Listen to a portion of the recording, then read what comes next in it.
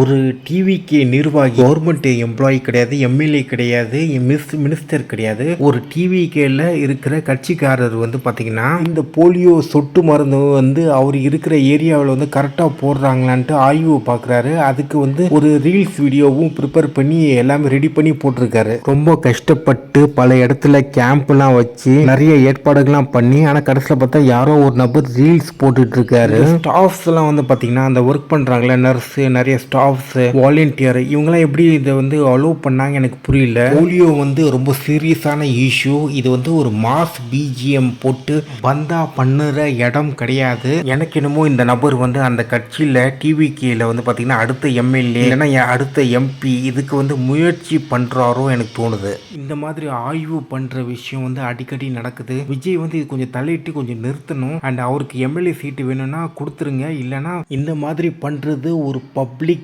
நியூசன்ஸாக இருக்குது.